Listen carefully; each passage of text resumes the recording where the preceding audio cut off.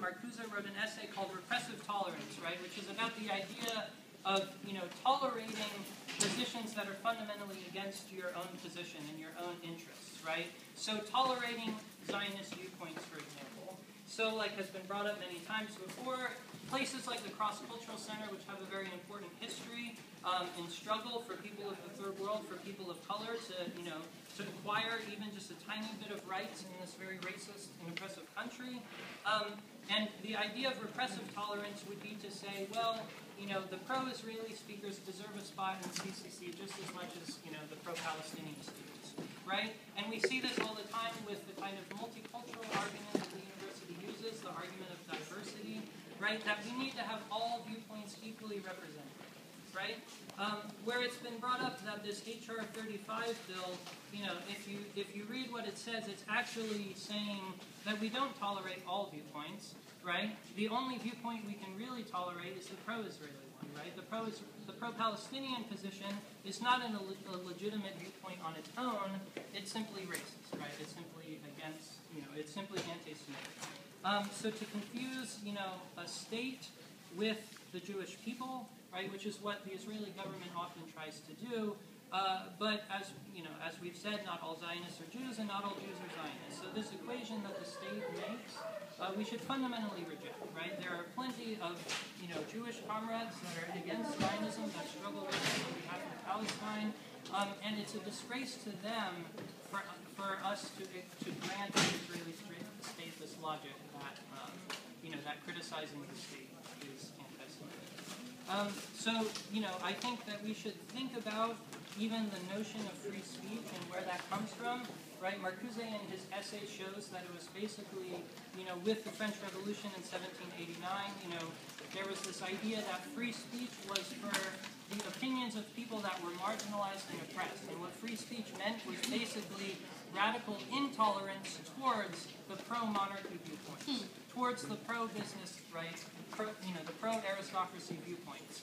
So free speech initially meant the sort of radical opposite of what we now think of as being free speech. It actually meant intolerance and no free speech for the monarchy, right, for hierarchy, for the business class, right. All of these things are viewpoints which should be, right, excluded, not, tolerated, not simply accepted. Whereas today, even on the quad, and Katehi's all the time saying, we need to respect viewpoints, we need to come together in dialogue and discuss this, civilly. You'll hear this word all the time. And the problem with this logic is that, you're actually condoning a very uncivil state system when you're doing this, right? You're basically allowing the police to continue to pepper spray people. You're allowing the Israeli military to massacre civilians in Gaza. And, basically allowing free speech is allowing free speech of the rich and powerful, right? It's not actually free speech for pro-Palestinian voices, for example. Why is it that you never hear pro-Palestinian voices on the news, right? Or on campus. You're always asked if you're going to have a pro-Palestinian speaker, you have to have a pro-Israeli speaker there to give us the other side, right? Whereas, a brother pointed out earlier, which I think is really good, if someone's getting beat up in front of you, or, I think the best example is Hitler. Nobody asks you, what's the other side to Hitler, right? It's just sort of very clear we can make an objective decision that Hitler was a racist, right? He was an anti-Semite, he was massacring Jewish civilians, right? And that this is fundamentally wrong. There's no ifs, ands, or buts about it, right? So why is it that you can objectively say that this is hate speech, right, that we should not tolerate this, but when it comes to other viewpoints, the whole question of objectivity becomes, complicated, right? As Zionists always say, it's very complicated. So I think that we should start with this discussion when we're thinking about what it means to have, free speech on campus, what it means to have pro-Palestinian speakers on campus, and what it means to be critical of Zionism in this very repressive climate, right, where even those of us that are critical of Zionism can be charged anti-Semites by the university administration. So, I guess I'll open it up if people have, questions or comments or things they want to add to that or other important perspectives.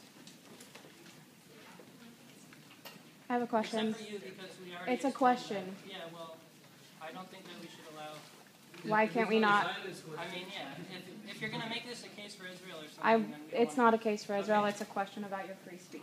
Okay, go ahead. Thank you.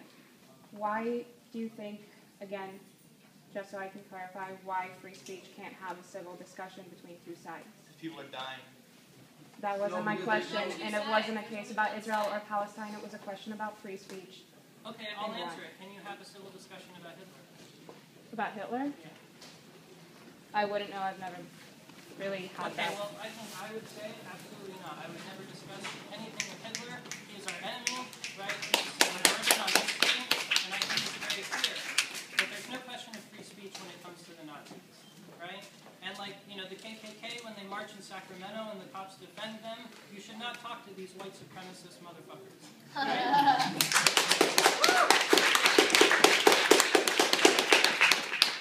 Free speech is not the goal. Free speech is a tool of the oppressed. It is one of their tools. They may use any tool at their disposal. They will use free speech if needed, but they do not need to give power to the oppressor of any kind. It is a tool to be used by the oppressed, not some absolute condition one struggles for.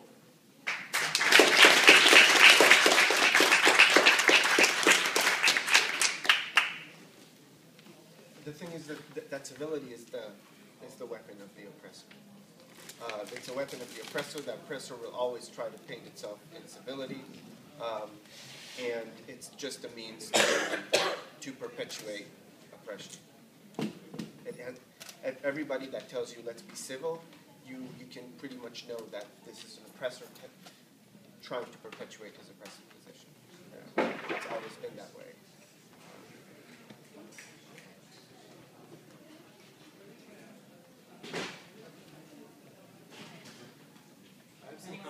Just in support of this building occupation and some analysis for why I think it's important that we're here right now. I read in the paper last night that the son of Ariel Sharon wrote an op-ed in the Jerusalem Post. One thing that really sickened me was this reference to the U.S. bombing Nagasaki in 1945, that this was his strategic precedent for what needs to happen in Hamas, in Palestine right now, to the Palestinian people. So, if this doesn't cause like moral outrage that this is going on, I think it begs the question of how can someone be this, sick or insane, however you want to categorize this, that they're just talking about liquidating people, and that the entire article in a major newspaper, with connections to the administration, all this is advocating for this kind of sickness, just complete genocide. And this is the situation in the Middle East right now, that it has to exist in this way for capitalism at this time.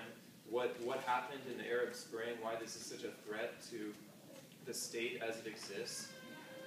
People in Egypt and Tunisia for years being machine gunned down when they spoke out, living in complete totalitarian conditions, while our country, the United States, has supported these regimes and literally like a puppet master orchestrated this entire sick apparatus where their capitalist companies reap the benefits while people live in abject totalitarianism. People started setting themselves on fire, not knowing that they were going to be sparking a revolution, just to try to demonstrate and to spark something like this, that they've reached such an end to living in this, and it lit off freedom, cries for freedom, people throwing down, talking about strategies, going out into the square, people over here in this country just incredibly inspired by what they were seeing through the internet, knowing what was happening in Egypt, that this is a world historical moment, that people want to transform this situation, that this is untenable for anyone in the world to accept this situation. And the Palestinian struggle is an essential part of what was happening in Egypt. But then what happened? This is referred to as the Libyan winter. The United States, they shifted sides, right? They went from supporting Mubarak to intervening against Gaddafi in Libya, a very different situation where this is recuperation of a revolutionary movement, and decided to, basically with Saudi Arabia and Israel, the various geopolitical players, divide this movement and brutally repress these revolutions in Yemen and Bahrain, while at the same time trying to provoke these sectarian conflicts in other countries and destabilize this revolutionary movement. So that's some of the background and the logic of why some of this sickness that we're seeing in Israel right now can be happening. And if I can just say also, there's a parallel to what has happened here with the pepper spraying of students here. It caught everyone's attention. Just somebody just cavalierly strolling along, pepper spraying innocent, kids, students who are speaking out for their right for free education. But there's a background to this too, and this isn't an isolated instance. It's been happening all across the UCs, and the UC is basically, what is it? It's the largest university in the country. It has 13 campuses. They've built every nuclear weapon that the U.S. has ever tested or fired because they run the Los Alamos National Laboratory. So that's basically what we're up against. This institution, a bunch of millionaires that sit on the board of the regents, the privatization of public education. So we have an opportunity here to stand up for public education and stand in solidarity with these struggles that are related, and make these connections. And holding this building, this is an ongoing struggle in California. These building occupations the last few years have played a huge role in Occupy, in showing solidarity to other countries that people here aren't just going to give in, that we're fighting alongside of them. It's not over. It's not over. The occupations are just, the starting point for what's going to happen next. We had a lot of occupations. That opens up a whole new horizon. Like, what are we going to do now? When we take buildings, or are we not going to take buildings? Are we, using the spaces when people come in to have new conversations about what we're capable of? So that's just something that I think we should discuss and, use this space and realize the power of what we're doing, and light off like solidarity actions in other places. The conditions that gave rise to all these things haven't gone away. If anything, they're just becoming more entrenched. So let's have that conversation.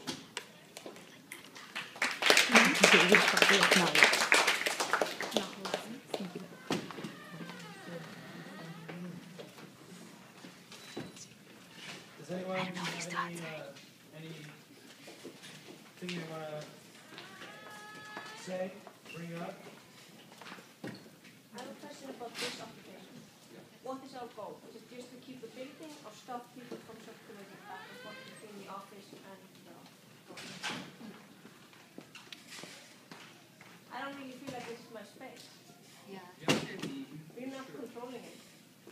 We're just sitting So, here. just, when was it? 2 weeks ago, Irvine, the Student Senate in Irvine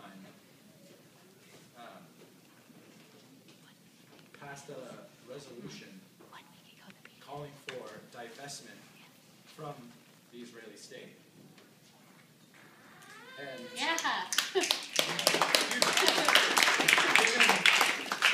given how much repression there was in Irvine with the Irvine 11 case, where 11 students disrupted the speech of the Israeli,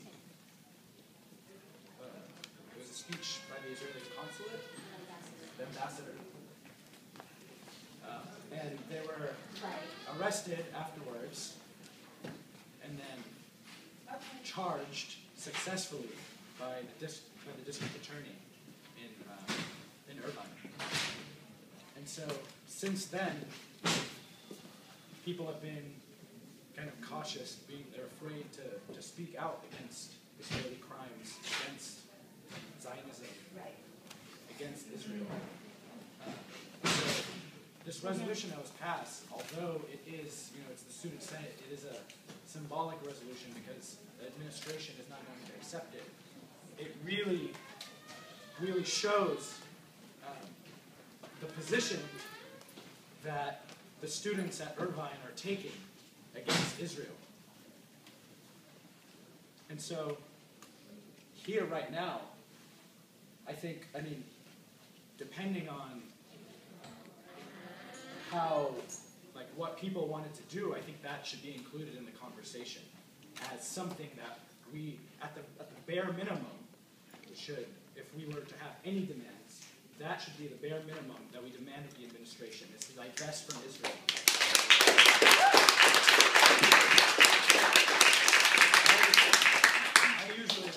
I don't usually support demanding anything because the administration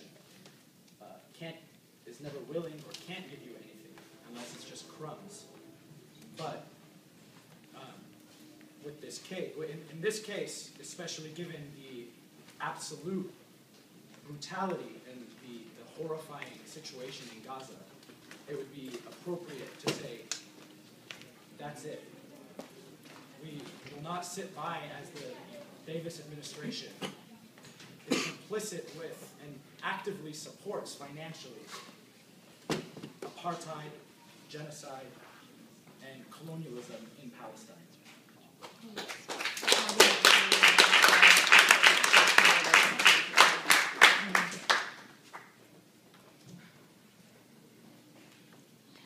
Text your homies. It seems some people want to stay.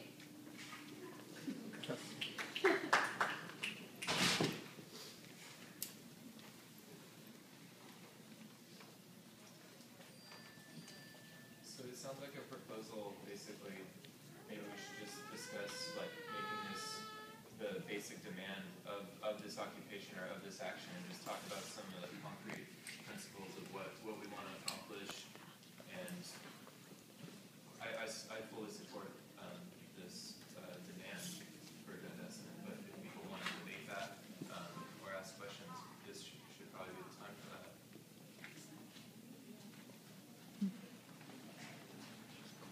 I feel like there's nothing one can debate. To me, like that's the bare minimum of what we should be doing.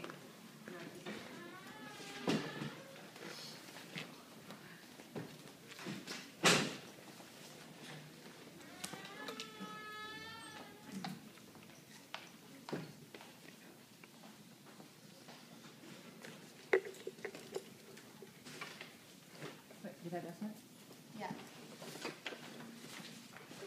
But I think your question earlier is an important one that we should discuss. I mean, it just seems like we're not that many here right now, and I think we need to face reality as well. Yeah. The people are beginning to leave, so I'm testing whether they're staying or not. I just want to let everyone know that these two Zionists over here are filming everything that we're saying, so I don't know about you, but I kind of want to ask them to leave. Yeah.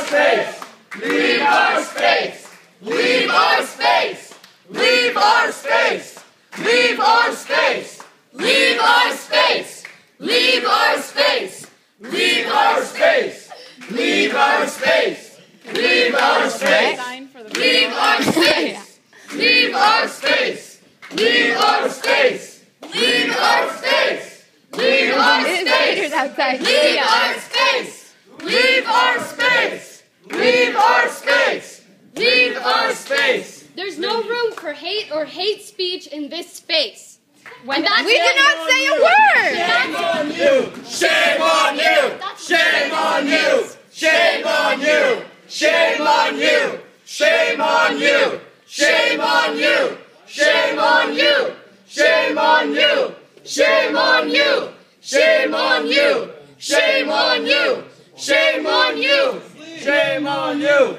I have not said a word of hate. I have come here. I have listened. I have asked one question, not in any case, why would I leave? Any support of Israel is hate speech. Target. And you're filming us. You were filming us! How did From over there! by killing the Palestinian Happening right now. supporting them is hatred. Cut and clear. I am here listening. I have not Stop supported filming. anything. Stop filming. We will stop filming. Can we stay? This is a